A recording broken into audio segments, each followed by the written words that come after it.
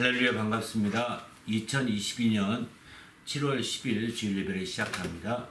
예배는 하나님을 기쁘시게 하는 것입니다. 내 영혼아 하나님을 기쁘시게 하자. 3번 이렇게 고백함으로 예배 선언하고 시작하도록 하겠습니다. 시작. 내 영혼아 하나님을 기쁘시게 하자. 내 영혼아 하나님을 기쁘시게 하자. 내 영혼아 하나님을 기쁘시게 하자. 아멘.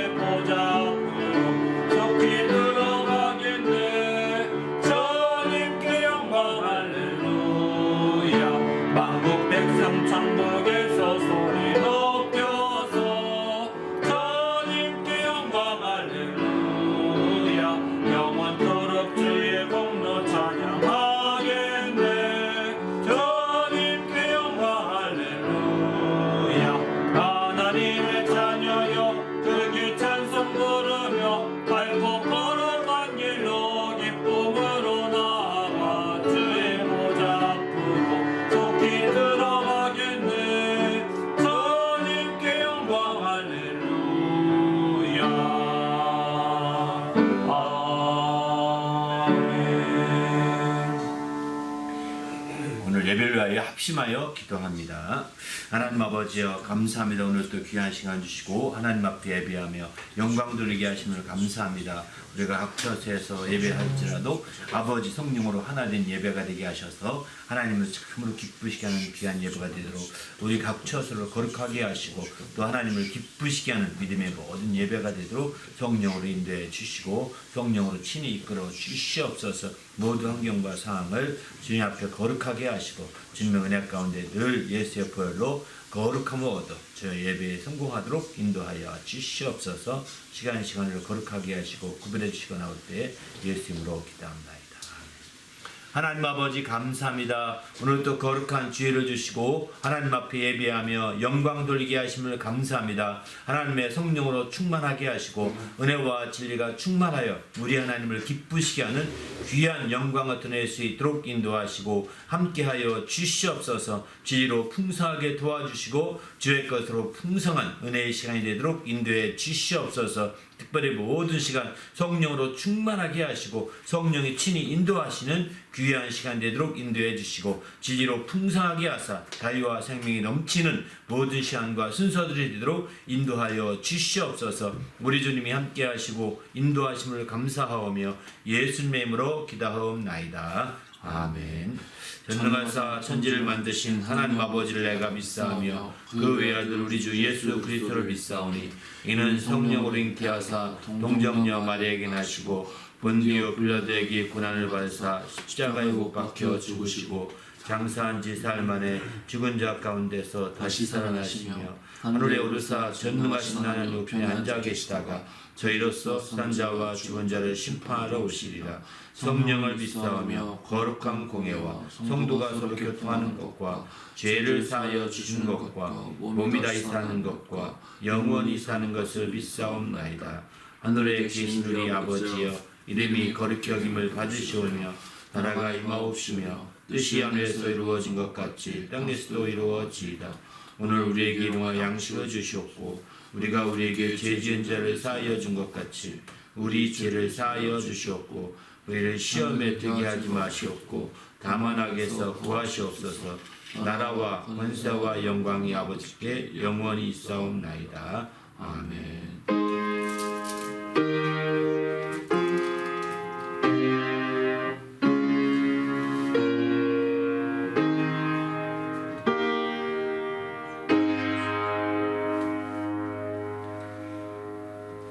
오늘 찬양은 예수 십자가의 흘린 피로서 259장, 구주의 십자가 표현로 250장, 나의 죄를 씻기는 252장, 세 곡 찬양으로 하나님께 영광을 돌립니다.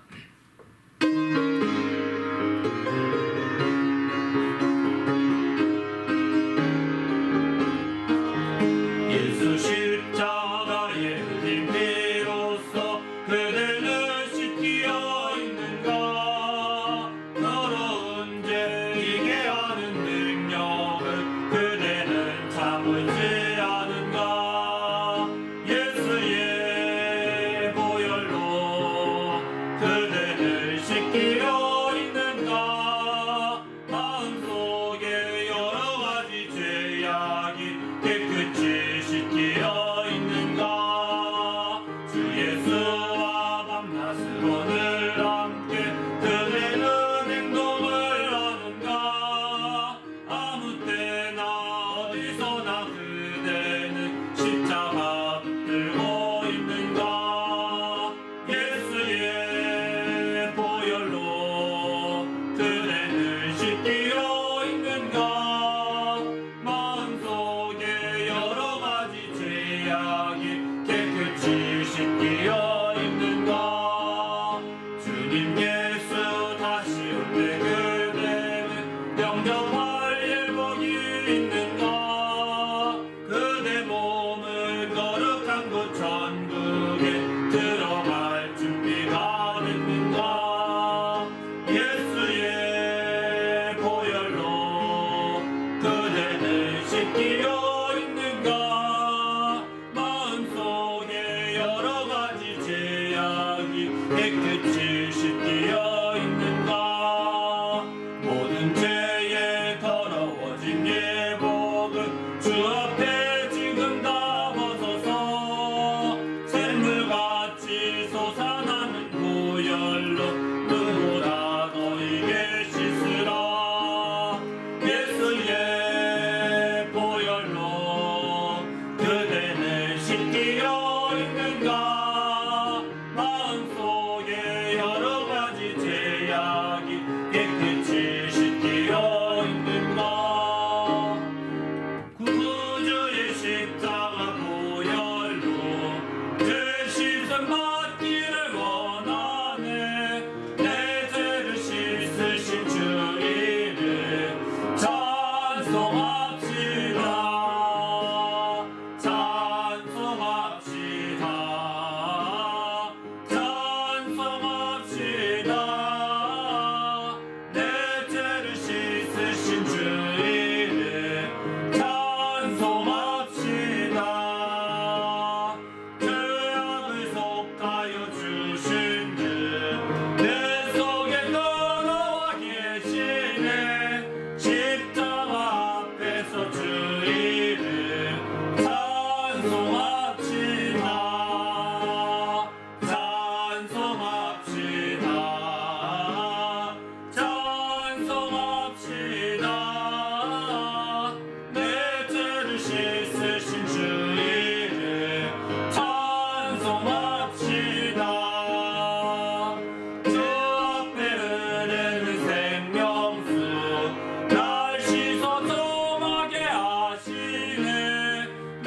깊은 정성을 다하여 찬송합시다.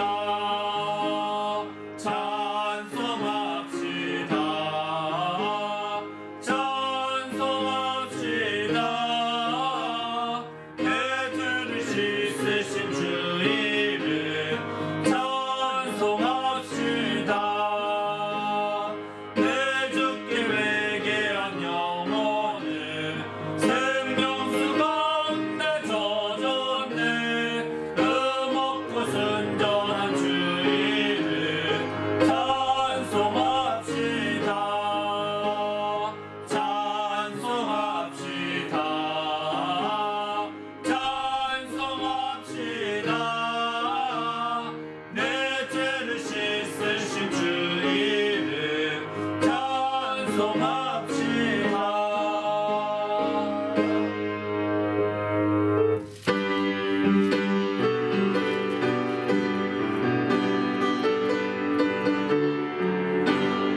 나의 죄를 씻기는 예수의 피밖에 없네. 다시 정케하게도 예수의 피밖에 없네. 예수의 흘린 피 나에게 아오니 귀하고 귀하다. 예수의 피밖에 없네. 나를 정케하기는 예수의 피밖에 없네. 사죄하는 증거도 예수의 피밖에 없네. 예수의 흘린 피 나에게 아오니 귀하고 귀하다. 예수의 피밖에 없네. 나의 죄 속하기는 예수의 피밖에 없네. 나는 공로 없으니 예수의 피밖에 없네. 예수의 흘린 피 나에게 아오니 귀하고 귀하다. 예수의 피밖에 없네. 평안함과 소망은 예수의 피밖에 없네. 나의 의는 이것뿐 예수의 피밖에 없네.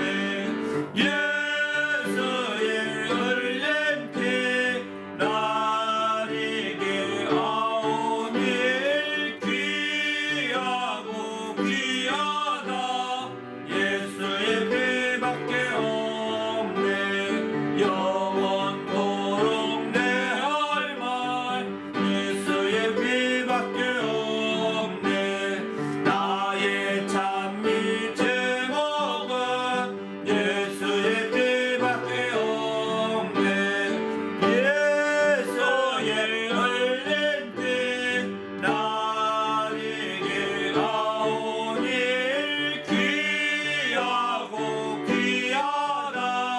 예수의 피밖에 없네.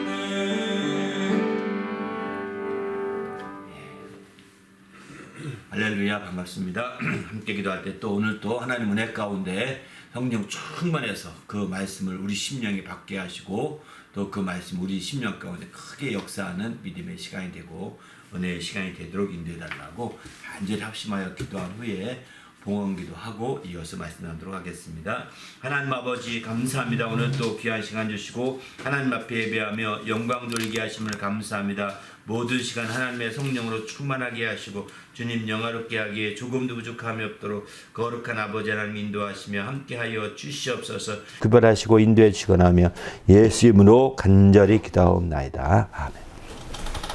하나님 아버지 감사합니다. 오늘 또 거룩한 날 주시고 하나님 앞에 예배하며 영광 돌리게 하심을 감사합니다. 하나님 앞에 나올 때에 거룩한 믿음을 드리며 예물을 드리는 주님의 모든 성도들을 축복하시고 주님의 복으로 함께 하시고 주의 은혜로 역사하여 주시옵소서. 모든 형편과 사정들을 주님이 일일이 헤아려 주시고 정말 그 심령과 가정마다 귀한 복으로 채우시고 합당한 주의 축복이 넘치도록 인도하여 주시옵소서. 그래야 승리하며 그래야 하나님의 영광을 드러내도록 인도해 주시옵소서. 이 믿음이 사용되며 예물이 사용되는 곳곳마다 하나님의 큰 영광이 나타나게 하시고 주님의 크신 이름이 영화롭게 될 수 있도록 인도하시며 함께하여 주시옵소서. 오늘 또 부족한 종을 세워주셨사오니 말씀의 지혜와 지식과 권능을 다하여 주시옵소서. 그래야 온전히 말씀을 증가하며 정말 온전히 전할 수 있도록 이끌어 주시되 성령으로 충만하여 전할 수 있게 하시며 성령으로 충만하여 우리 모두가 함께 그 말씀을 받을 수 있도록 인도하여 주시옵소서. 우리 주님이 함께 하시고 인도하심을 감사하오며 예수님의 이름으로 간절히 축복하며 기도하옵나이다. 아멘. 네. 하나님 앞에 또 거룩한 믿음과 예물을 드려 영광 드리는 성도들에게 주님의 축복이 함께 하시기를 예수님의 이름으로 축원합니다. 아멘. 하나님의 말씀은 에베소 1장 7절부터 보시겠습니다. 에베소 1장 7절부터 14절까지 말씀 봉독해 드리겠습니다. 우리는 그리스도 안에서 그의 은혜의 풍성함을 따라 그의 피로 말미암아 속량 곧 죄 사함을 받았느니라. 이는 그가 모든 지혜와 총명을 우리에게 넘치게 하사 그 뜻의 비밀을 우리에게 알리신 것이요 그의 기뻐하심을 따라 그리스도 안에서 때가 찬 경륜을 위하여 예정하신 것이니 하늘에 있는 것이나 땅에 있는 것이 다 그리스도 안에서 통일되게 하려 하심이라. 모든 일을 그의 뜻에 결정대로 일하시는 이의 계획을 따라 우리가 예정을 입어 그 안에서 기업이 되었으니 이는 우리가 그리스도 안에서 전부터 바라던 그의 영광의 찬송이 되게 하려 하심이라. 그 안에서 너희도 진리의 말씀 곧 너희의 구원의 복음을 듣고 그 안에서 또한 믿어 약속의 성령으로 인치심을 받았으니 이는 우리의 기업이 보증이 되사 그 얻으신 것을 속량하시고 그의 영광을 찬송하게 하려 하심이라. 아멘.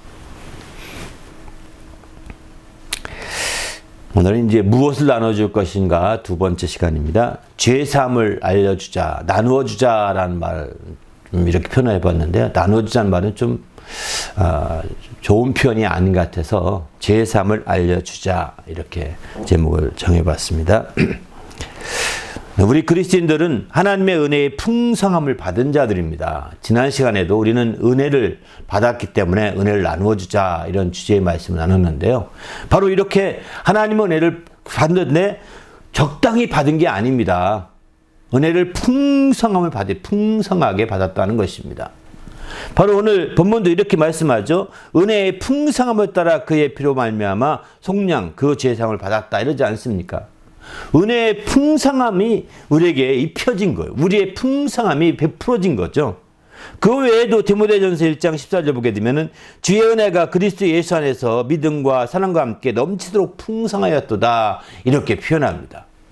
바로 넘치도록 풍성한 것이 주님의 은혜입니다. 에베소 5장 2장 5절부터 7절까지도 보게 되면 여기 은혜에 대해 이야기하고 있죠. 특별히 7절에 보게 되면은 이렇게 말 이는 그리스도 예수 안에서 우리에게 자비하심으로써 은혜의 지극히 풍성함을 오는 여러 세대에 나타내게 하려 하심이라. 은혜의 지극히 아주 풍성함을 더 이제 막 그 수식해서 말이죠. 지극히 풍성하다고 말하지 않습니까? 지극히 풍성함을 나타낸다는 거예요. 은혜의 지극히 풍성함. 어떻게 했냐? 2장 5절부터 6절까지 보게 되면은 우리가 은혜로 구원받아서 이 구원을 통하여 이와 같이 은혜의 지극히 풍성함을 나타낸다 이렇게 표현하고 있습니다.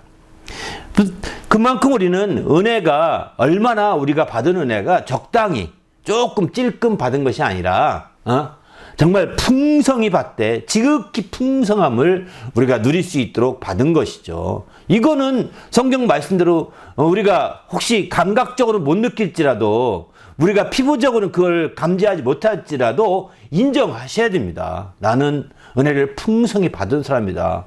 내가 지금 어렵고 힘들고 고달프고 그래서 나는 은혜와 전혀 상관없는 사람 같아도 나는 아니다. 말씀에 의하면 기록되었을 때 은혜의 풍성히 받은 사람이 나다라고 자꾸 믿음의 시인이 필요한 거죠. 땅에서 이와 같이 믿음으로 자꾸 시인하고 인정하게 되면 하늘에서도 시인하고 인정해 주셔서 더 풍성히 누릴 수 있도록 또 여러 가지 환경과 상황이 열리게 되는 거거든요. 믿음이라는 것은 이와 같이 말씀을 따라서 고백하는 것이 믿음이거든요. 말씀을 따라 믿음을 고백하는 겁니다. 그래서 믿는 돌이다, 믿음의 돌이란 말을 히브리서는 쓰는데 이게 뭐냐면 말씀을 따라 고백하는 것입니다.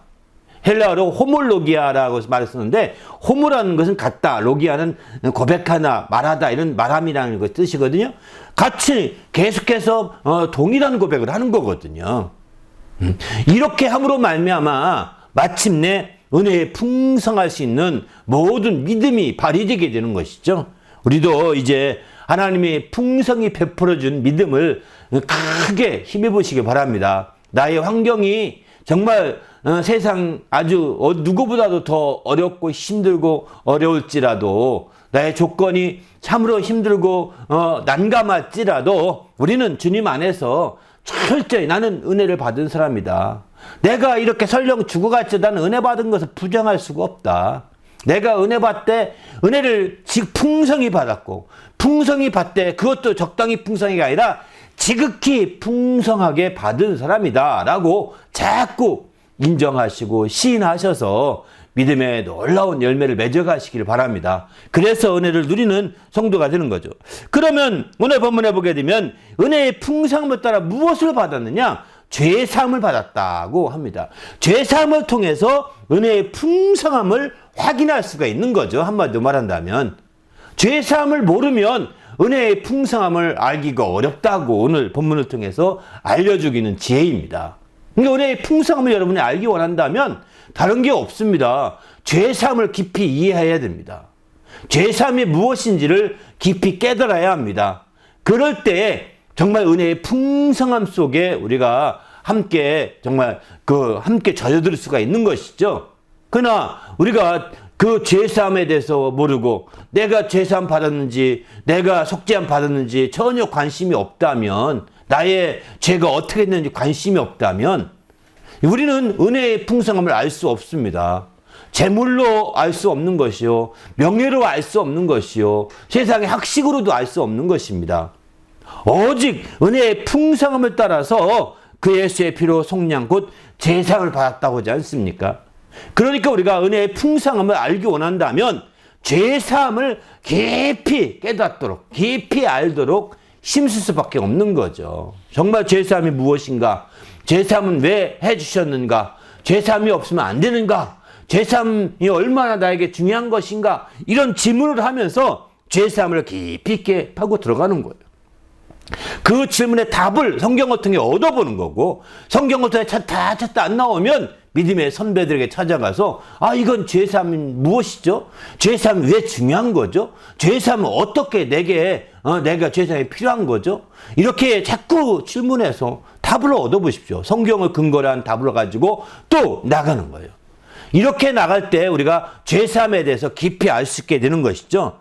성경은 이렇게 말합니다. 예수님께서 이 죄사함을 직접 말씀하지 않습니까? 바로 언약의 성찬을 하면서 이렇게 말씀하죠. 이것은 죄사함을 얻게 하려고 많은 사람을 위하여 흘리는 바 나의 피 곧 언약의 피니라 라고 이렇게 마태복음 26장 28절에 이렇게 말씀합니다. 바로 많은 사람을 위하여 흘리는 바 언약의 피라는 거죠. 죄사하게 하려고 하는 흘리는 그러니까 죄사함은 언약의 피를 통해서 죄사한다는 거 예수님 직접 말씀하신 거예요. 또 예수님이 직접 말씀하시기를 누가복음에 보면 이런 말씀도 합니다. 누가복음 24장 47절에 보면은 예수님이 이제 제 아들 앞에 가서 부활하신 후에 하신 말씀입니다. 그의 이름으로 죄사함을 받게 하는 회개가 예루살렘에서 시작하여 모든 족속에게 전파될 것이 기록되었다라고 이렇게 표현하시죠. 예수님이 직접 입을 하신 말씀입니다. 바로 예수의 이름으로 이제 정말 죄사함을 받게 하는 회개 그 죄사함을 얻게 하려고 회개하는 거죠. 죄사함을 얻으려는 회개죠. 이런 회개가 옛사람부터 시작해서 정말 계속 땅끝까지 전파된다는, 모든 족속에게 전파될 것을 이미 기록되었다는 겁니다. 이렇게 바로 죄사함이라는 것은 두 가지로 표현됩니다. 예수의 피로 말미암아 속량 곧 죄사함 받은 것이고, 또 예수의 이름을 힘입어서 예수의 이름으로 죄사함을 받는 것이죠. 예수의 이름으로 죄사함을 받는 겁니다. 그래서 사도 요한일서도 보게 되면은 이제 2장 12절 보면은 너희 죄가 그의 이름으로 말미암아 사함을 받았으며 이렇게 표현하거든요. 바로 예수의 이름으로 죄사함을 받는다. 사도 요한도 이렇게 말하고 있습니다. 또 사도행전 10장 43절도 보게 되면은 바로 모든 선지자도 증언하되 그를 믿는 사람들이 다 그의 이름을 힘입어 죄사함을 받는다 하였느니라. 이렇게 표현하죠. 그의 이름을 힘입어서 죄사함을 받는다라고 얘기하고 있다는 거예요. 여기서 우리가 이해할 이 둘을 별개로 볼 것이 아니라 하나로 보셔야 합니다. 죄사함 받는 방법이 두 가지입니다라고 이렇게 말할 것이 아니라 한 가지인 거죠.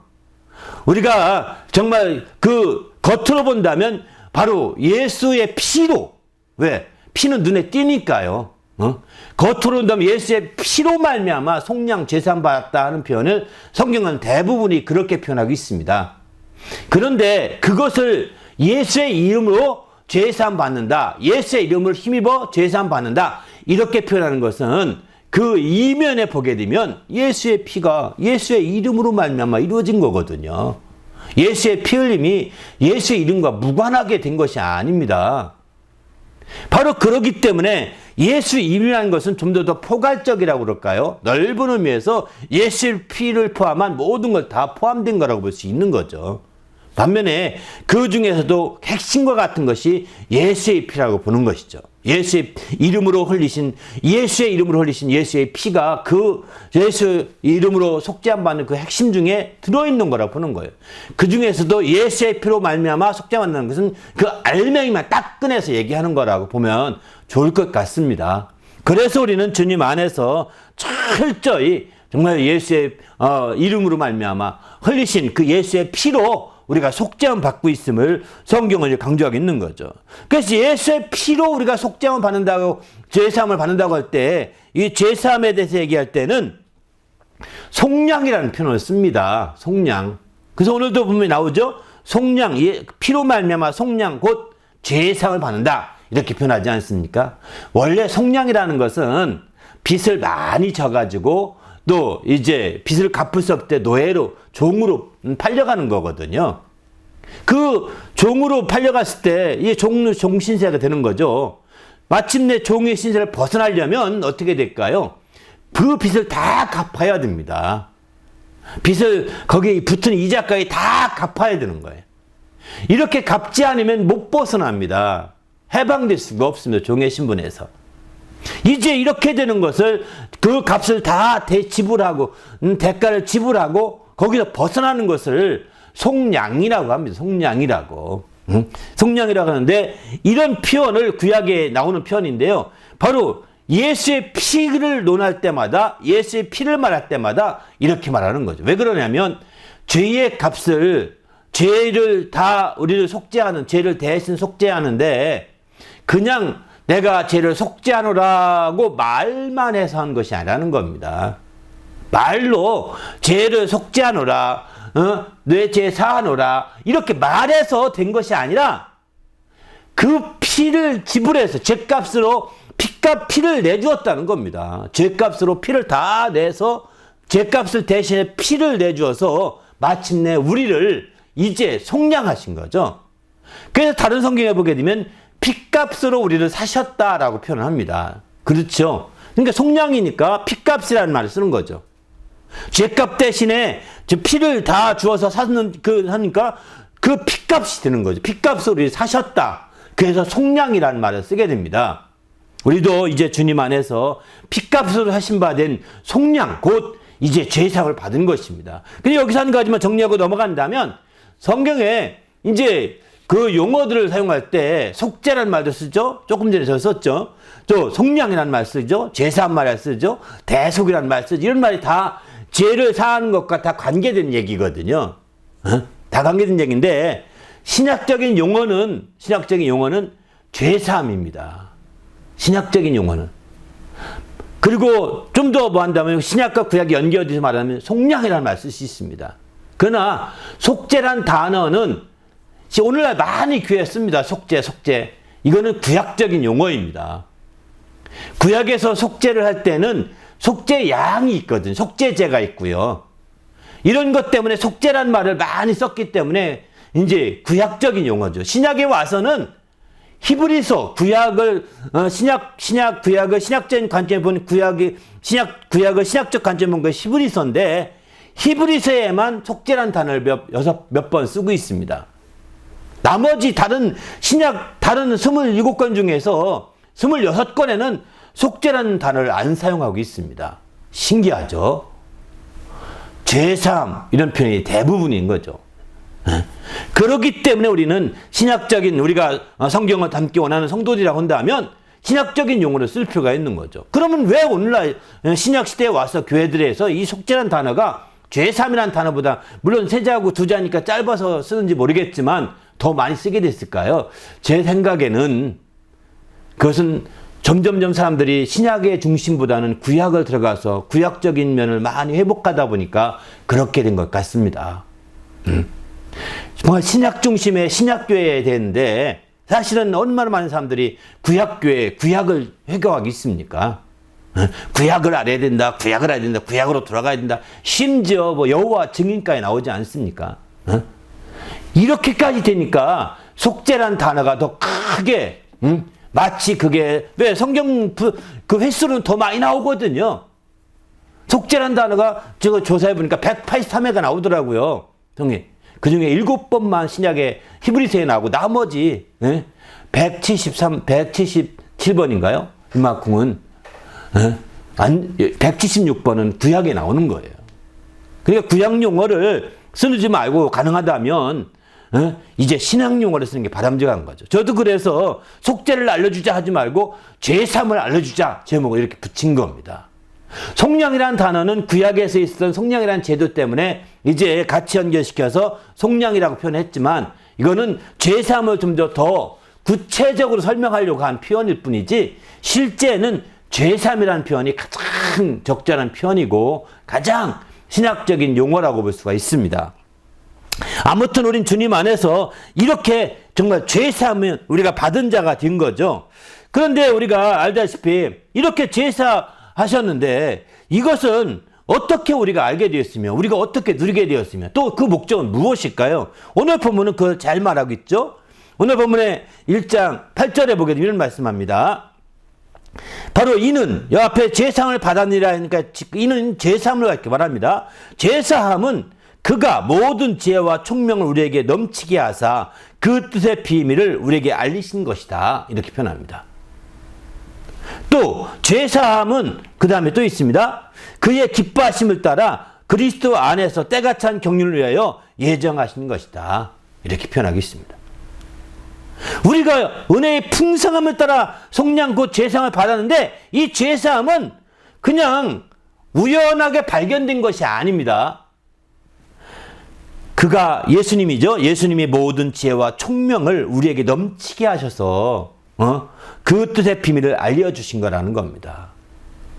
그러니까 이게 우연하게 죄사함을 여러분 어느 날 갑자기 들으면서 죄사함 나도 죄사함 받았지 논리적으로 깨달았지 이거 아닙니다. 이거 머물러서 안 됩니다. 그걸 머물러서 속죄의 확신을 가지면 당신은 더 깊은 은혜의 풍성함을 못 누리게 됩니다. 계속 하나님이 우리 주님이 모든 지혜와 총명을 넘치게 해주시도록 기도해요. 그래서 그 뜻의 그 죄사함의 그 뜻의 비밀을 알게 해달라고 기도해서 알리신 것이라니까. 그렇게 해서 알기 시작한 거죠. 예수 그리스도를 알리신 것이니까. 그리고 더 나가서 그것은 예수님이 기뻐하심을 따라 예수님이 예수님이 기뻐하셨다는 거예요. 그렇게 하는데 기뻐하셔서 그리스도 안에서 때가 찬 경륜에 예정하신 거라는 거예요. 예수님이 기뻐하심을 따라 이루신 것인데 그것은 때가 찬 경륜을 하나님의 경륜에 따라서 예정된 거였다는 거예요. 죄사함을 주기로 예정되어 있었다는 겁니다. 제사함을 하고자 예정되어 있었다고 이렇게 표현하고 있는 거죠. 그 제사함을, 그래서 우리는 정말 이 제사함을 깊이 알아가면 하나님의 경륜이, 그래서 이 제사함을 알게 하신 거구나, 이것도 알 수 있고요. 제사함을 깊이 알게 되면 정말 여러분이 그 지혜가 거기서 나오게 되고 총명이 거기서 깊이 작용하게 되는 것이죠. 당신이 아직도 제사함에 대해 확신이 없다면 당신 아직도 지혜가 부족하고 아직도 총명이 부족하다는 뜻입니다. 정말 당신의 지혜가 제사함이 굉장히 크고 놀라운 것이라고 알면 알수록 당신은 이제 주님 안에서 다르게 되는 거죠. 이런 제사함을 통하여 베푸신 지혜와 총명이 크심을 알 수가 있는 거죠. 우리도 이제 주님 안에서 이 제사함을 통해서 정말 깊이 지혜와 총명이 넘치는 성도가 되시길 바랍니다. 반대이기도 함이죠. 모든 지혜와 총명이 넘치게 하사 제사함을 풍성히 알려주셨다고 했으니까 우리가 정말 제사함과 지혜의 총명이 깊은 관계에 있다고 보시면 됩니다. 그냥 제사함 하나의 문제가 결코 아닙니다. 사람들은 다 따로따로 이렇게 분리시켜 놓고 말거든요. 은혜 따로, 제사함 따로, 지혜 따로, 총명 따로 다 분리시켜 놓는데 이러면 죽습니다. 물고기 한 마리를 다 채를 칩니다. 광어를 샀습니다. 그 살점을 다 쪼각쪼각 다 잘라놓으면 살까요? 죽을까요? 붙여놔야 살죠. 종합적으로 봐야 사는 겁니다. 바로 제사함과 지혜의 총명의 문제가 굉장히 밀접하고 은혜와 제사함의 문제가 굉장히 밀접하다는 거예요. 이거를 우리가 정확히 알지 못하게 되면 제사함 그냥 말로만 몇 구절 외워놓고서 그러니까 논리적으로 이렇게 끝나버리게 되는 거죠. 오늘날 이렇게 허술한 제사함의 확신을 갖게 하는 경우를 굉장히 많이 보게 됩니다. 이건 아닙니다. 그 정도로 해서는 바울사도가 이렇게 표현하죠. 나는 죄인 중에 괴수다. 디모데전서 1장 15절에 이렇게 말씀하지 않습니까? 죄인 중에 괴수라고 하는 이 말을 할 수가 없습니다. 죄인 중에 괴수라고 하는 이 말을 할 수가 없는. 내가 바울사도가 무슨 죄를 많이 졌습니까? 교회를 핍박한 거 외에는 별로 없습니다. 그는 바리새인 중에 바리새인이겠어요. 육신의 죄를 많이 져서가 아닙니다. 육신의 죄를 많이 짓지 않았는데 죄인 중에 괴수라는 것은 뭐랄까요? 그가 그냥 겸손한 말일까요? 결코 아닙니다. 그는 모든 지혜와 총명으로 넘치게 하신 주의 은혜 가운데 그 죄를 깊이 알게 된 거죠. 우리 주님이 알려주신 제사함을 깊이 알게 된 겁니다. 그에게는 모든 지혜와 총명이 넘쳤던 겁니다. 그래서 죄를 깊이 깨닫게 된 거죠. 시편에 보게 되면 그러면 그 죄가 어떤 죄냐? 우리 안에 숨어있는 죄가 그렇게 많다는 겁니다.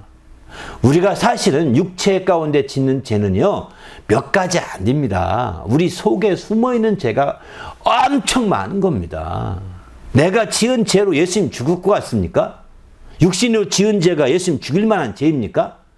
결코 그렇지 않습니다. 제가 죄하면 떠오르는 게 죄가 있는데 옛날 어릴 때 10살 전인가요? 이제 우리 집 이렇게 귀화집 드린다고 시골에 귀화집 드린다고 막 이제 인부도 와서 반찬해놨던 콩자반을 몰래 이렇게 훔쳐먹다가 다 쏟아가지고 엄청나게 지금도 기억납니다. 근데 그게 그 사건이 기억나는 것은 성경에 오른손으로 범죄했으면 잘라버리고 천국 가는 것이 성한 몸물이 있다 지옥 가는 거 낫지 않느냐. 이 말씀 막 마태복음 읽다가 2번씩이나 연거푸 나오더라고. 마태복음 안에. 그 충격 때문에 손을 자를까 말까 고민해서 이게 지금도 생각이 납니다. 나중에 나 성경을 못 보겠다고 포기했었던 적도 있었습니다. 그때 당시에.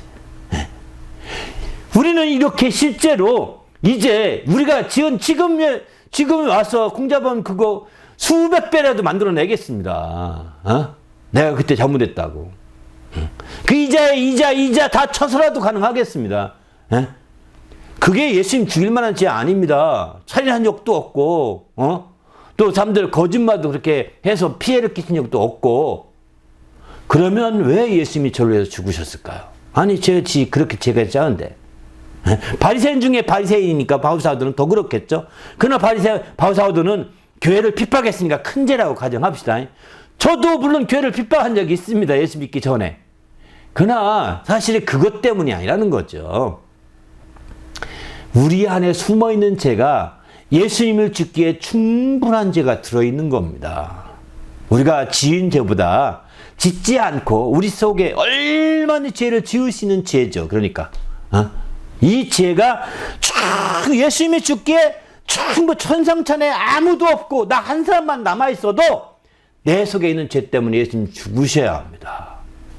예수님이 죽지 않으면 내가 살 길이 없고 구원받을 길이 없을 만큼 내 속에 죄가 예수님 죽기에 넉넉한 죄, 모든 사람의 죄를 합해서 예수님 죽인 게 아니라 내 속에 들이는 죄가 그렇다는 겁니다. 그런데 우리는 물론 예수님은 온 인류의 죄를 짊어지고 죽으셨지만 우리는 온 인류의 죄가 내 속에 다 들어있는 겁니다. 우리가 정말 온 인류의 죄와 나는 온 인류를 70억이니까 70억 분의 1의 죄만 지은 것이 아닙니다. 70억 분의 1, 그럼 100억 되면 100억 분의 1밖에 안 된 거잖아요. 이렇게 나누는 게 아닙니다. 100%의 죄가 내 속에 들어있는 거예요. 온 인류가 정말 담당했던 죄의 100%가. 그만큼 우리는 그 죄가 숨어있고 그 중에 일부만, 지극히 일부만 육신으로 드러나서 이게 죄다, 윤리적으로 드러나서 죄다, 도덕적으로 나타나서 죄다, 우리가 신경을 내서 죄다, 화내서 죄다, 이렇게 윤리적으로 도덕적으로 우리가 정죄받으며 살고 있는 거죠. 이거는 지극히 작은 겁니다. 어떤 사람들은 윤리적으로 도덕적으로 억울함을 호소하다가 살인도 하고 복수도 하고 막 이럽니다. 이게 죄죠 다. 그러나 이거는 아주 지극히 적은죠. 세상에 있는 동안에 어떤 택한 사람은 그런 것 죄 안 짓고 살 수도 있습니다. 그런 사람도 간혹 있는 것 같습니다. 전 못 봤는데요. 그런데 그 속에 그래도 안 지어도 하나도 싹이 안 나도 죄의 싹이 하나도 더 움트지 않아도 그 속에 죄가 가득 숨어 있는 거예요. 하나님의 아들이 죽기에 충분한 죄가 숨어 있는 거예요. 하나님의 아들이 죽기에 충분한 죄가 숨어 있기 때문에 그런 죄를 우리는 아는 거죠. 그래서 우리는 주님 안에서 철저히 하나님의 말씀을 통해서 우리가 숨어있는 죄 때문에 사도 바울이 죄인의 괴수라고 표현하는 겁니다. 이런 숨어있는 죄가 없다면, 그런 죄를 깨닫지 못했다면 그는 정말 큰 죄과에서 벗어나지 못했을 것입니다. 우리 모두도 이제 정말 우리 속에 있는 숨은 죄를 깊이 깨닫고 큰 죄과에서 벗어나되 죄인 중에 괴심을 알고, 바울 사도만 그런 고백할 것이 아니라 나도 어떤 누구보다도 내가 죄인이었구나 라고 하는 것을 깊이 깨닫는다면 이건 놀라운 은혜의 풍성함에 이를 수가 있는 거죠. 바로 그렇게 되기 위해서는 철저히 이제 그렇게 되기까지 바로 모든 지혜와 총명이 넘치게 하셔서 바로 알려주신 거라는 겁니다. 바로 우리 주님이 정말 모든 지혜와 총명이 넘치게 해서 알려주신 것이기 때문에 내가 적극적으로 정말 주님의 지혜와 총명이 있도록 기도하고 강구해서 넘치는 가운데 그런 모든 걸 깨닫고 힘입어야 되는 거죠. 그럴 때 주님 앞에서 더 놀라운 하나님의 영광을 보며 하나님의 역사를 체험할 수 있는 거죠. 우리 모두도 이제 주님 안에서 이런 주님의 놀라운 축복을 누리는 성도가 되시기를 예수님의 이름으로 축원합니다. 할렐루야. 그러면 왜 우리가 이런 죄사함을 받았고 깊이 놀람 받았는데 이것을 꼭 알려줘야 될까요? 나누어줘야 될까요? 이걸 꼭 전해야 될까요? 사실 사도행전도 보게 되면은 이런 죄사함을 계속 전하는 겁니다. 복음의 핵심으로 이런 죄사함을 전하고 있거든요. 복음의 핵심으로 이 죄사함을 전하면서 이 사람의 이름으로 힘입어서 죄사함을 받는다고 전하고 있습니다. 이 사람의 이름으로 힘입어 죄사함을 힘입고, 또는 성경에 이 사람을 힘입어 죄사함을 얻는다라고 이렇게 표현 나오고 합니다. 아무튼 우린 주님 안에서 복음, 사도행전의 사도들이 복음을 증거한 대부분의 복음들을 쭉 보게 되면 그 핵심에 죄사함이 꼭 들어있습니다. 그만큼 죄사함이라는 것은 정말 그 은혜가 풍성해 누리는 지름길임을 성경은 잘 말해주고 있는 것이죠. 우리도 이제 정말 이 죄사함을 전하되, 그럼 왜 이렇게 전해야 될까요? 무엇보다 우리가 많이 탕감을 받았기 때문입니다. 우리가 바로 죄인 중에 괴수였는데 내 속에 숨어있는 죄가 크면 클수록 더 많이 탕감받은 자거든요. 더 많이 탕감받은 자이기 때문에 더 많이 탕감받는 더 많이 사랑한다고 했습니다. 바로 누가복음 7장 47절 48절 보게 되면은 그의 죄가 많은 죄가 사하여졌도다. 그의 사랑함이 많음이라 사함을 받은 일이 적은 자는 적게 사랑하느니라. 이렇게 표현합니다. 바로 사함을 많이 받은 자, 죄인 중에 괴수임을 깊이 깨닫고 그렇게 알게 되면 더 많이 사랑을 하게 돼 있다는 거예요. 더 사랑해서 알려주게 되는 거죠. 바로 이렇게 우리는 정말 우리가 더 많이 탕감받는 것을 깨달아야 합니다. 나는 저 사람보다 더 많이 탕감받은 거죠. 다른 모든 사람보다 더 많이 탕감받았다는 것을 알면 알수록 이것을 전해야 되고 전해야 될 책임이라고 할까요? 의무라고 할까요? 정말 이렇게까지 우리는 가지게 되는 거죠. 우리는 주님 안에서 정말 그래서 땅끝까지 나가서 복음을 증거할 것을 주님이 명하신 것도 이런 죄사함을 통해서 우리를 성령해 주신 그분의 은혜를 우리는 저버릴 수 없잖아요. 이걸 깊이 깨달았는데 이걸 은혜의 풍성함에 이르게 되었는데 그래서 정말 그 은혜를 저버릴 수 없는 거, 은혜를 나누어 주는 것이고 은혜를 나누어 주다 보니까 죄사함을 알려주는 것이죠. 죄사함을 깨닫게 해주는 거죠. 죄사함을 전하는 거죠. 또 한편으로 본다면 우리가 탕감을 많이 받았다고 하는데 사실은 우리가 빚진 자이기 때문에 그런 겁니다. 빚진 자이기 때문에. 로마서에 보면 이런 말씀을 합니다. 로마서 1장 14절 헬라인이나 야만인이나 지혜 있는 자는 어리석은 자에게 내가 다 빚진 자라 이렇게 표현합니다. 15장 27절도 이렇게 표현합니다. 저희가 기뻐서 하였거니와 또한 저희는 그들에게 빚진 자니 이렇게 표현하죠. 빚지했다는 거예요. 헬라인이나 야만인이나 또 지혜 있는 자나 어리석은 자에게 다 빚져. 아니 사도 바울이 무슨 빚을 졌습니까? 사도 바울은 빚지지 않으려고 텐트메이커까지 하면서 자비랑 사역을 했었거든요. 근데 내가 다 빚진 자라는 거야. 심지어는 야만인까지도 다 빚진 자라는 겁니다. 어리석은 자까지도 지혜로운 자에게는 알다시피 뭐 배운 게 있어서 빚졌다 이해는 합니다. 그러나 이제 어리석은 자에게까지 빚졌다는 거예요. 아니 어리석은 자에게 무엇을 빚졌을까요? 사기친 적 있었나요? 아니잖아요.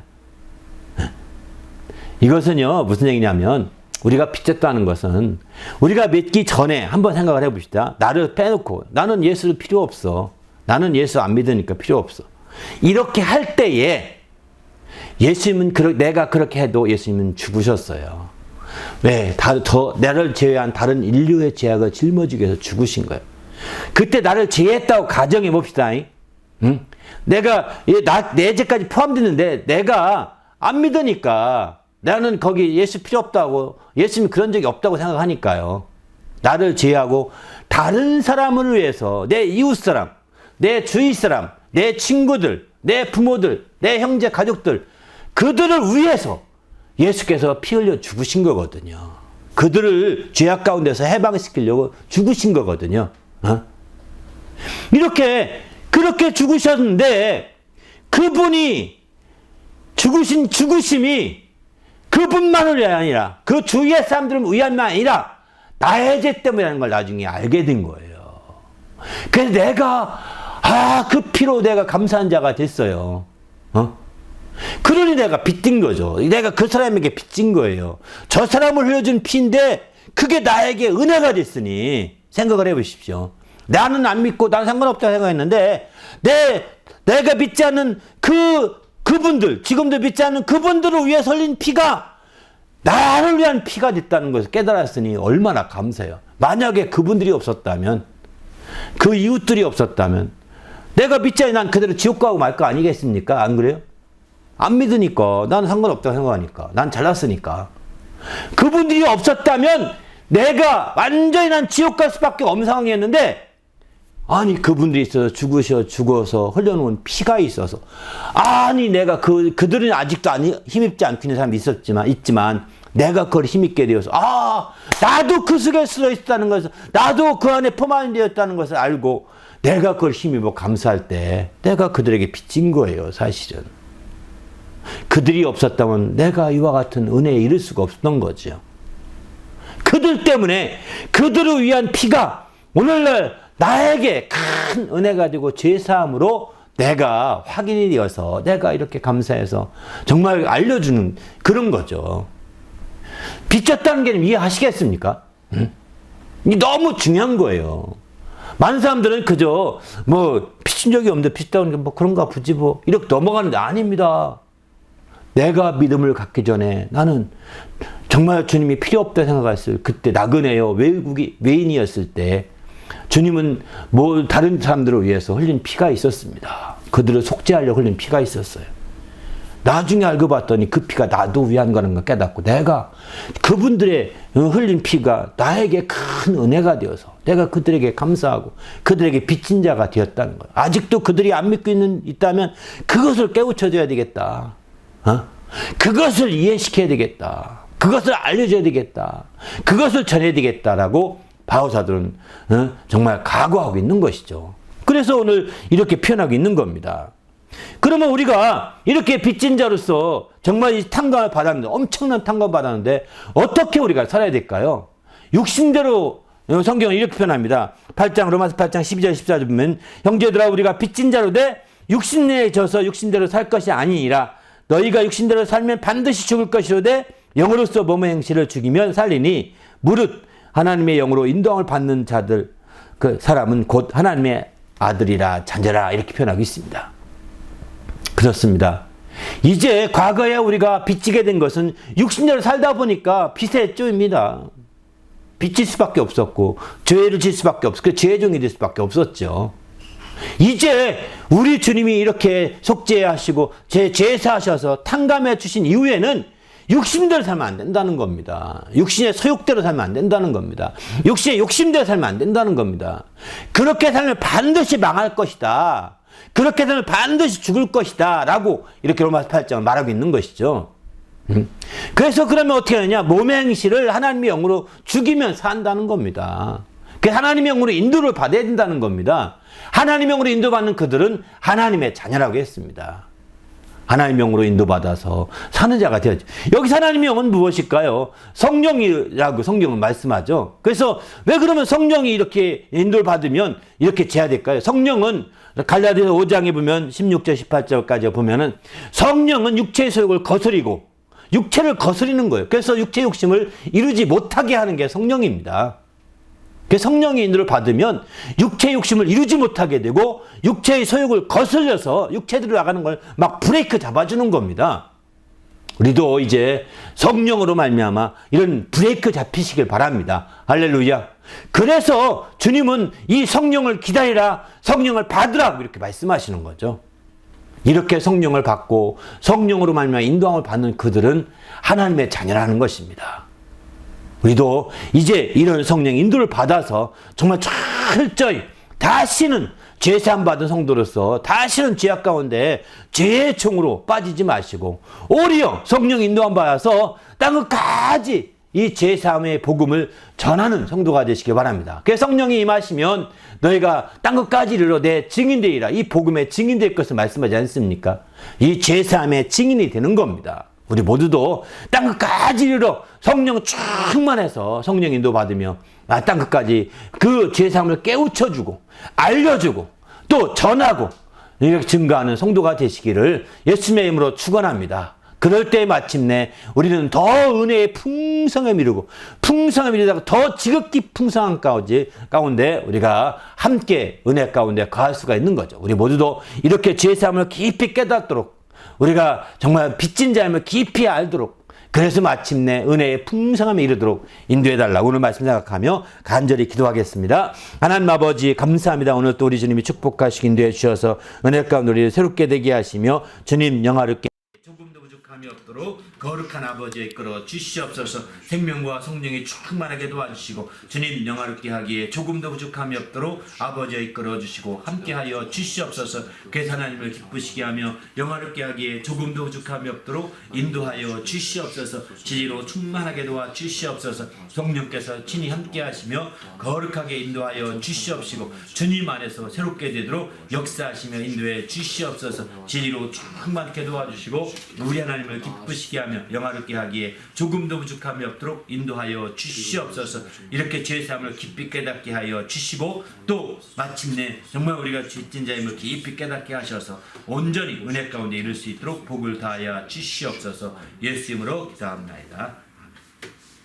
하나님 아버지 감사합니다. 오늘 또 귀한 시간 주셔서 하나님 말씀으로 온전히 채우사 죄사함을 깊이 알 수 있도록 인도하심을 감사합니다. 이제 하나님의 주님의 모든 지혜와 총명이 넘치게 하사 이런 죄사함을 깊이 깨닫게 도와 주시옵소서. 그래서 죄사함을 깊이 깨닫음으로 우리 주님의 크신 은혜의 그 풍성함에 이를 수 있도록 인도하여 주시옵소서. 그래 하나님을 기쁘시게 하며 하나님의 영광을 드러내는 귀한 성도의 삶을 살 수 있도록 인도하여 주시옵소서. 이를 위하여 철저히 하나님의 영이신 성령으로 인도함 받아서 이제 성령으로 말미암아 육체의 욕심을 이루지 못하게 하시며 또 성령으로 말미암아 육체를 제어하고 브레이크 잡아서 우리가 철저히 성령 인도함 가운데 진리에 이르는 거룩한 삶을 살 수 있도록 인도해 주시옵소서. 그래 땅끝까지 성령 인도함 받아 이처럼 이제 죄사함의 그 복음을 증거하고 전하는 일에 귀하게 쓰이게 하시며 죄사함을 깨우치며 알려주는 일에 귀하게 드려지도록 인도하여 주시옵소서. 오늘도 이처럼 죄사함을 깊이 깨닫고 죄사함을 알려주기로 결심하고 돌아가는 모든 주님의 성도들을 축복하시며 함께하여 주시옵소서. 감사하오며 예수님의 이름으로 간절히 기도하옵나이다. 아멘.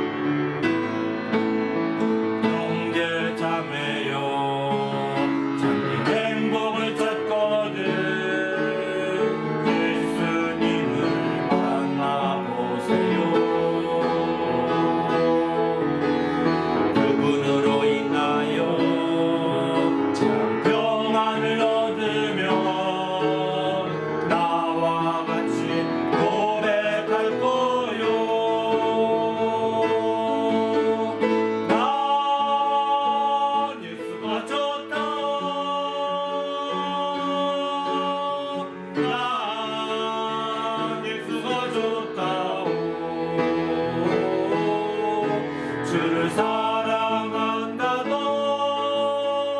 되돌아고 백절하여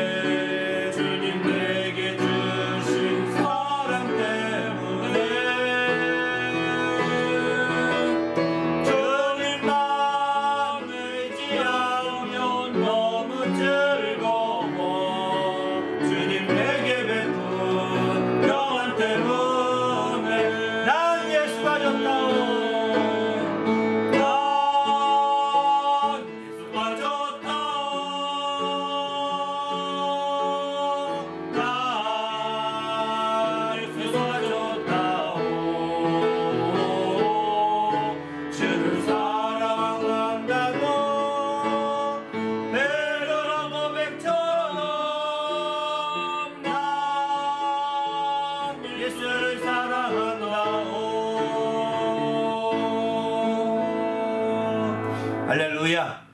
기도합시다.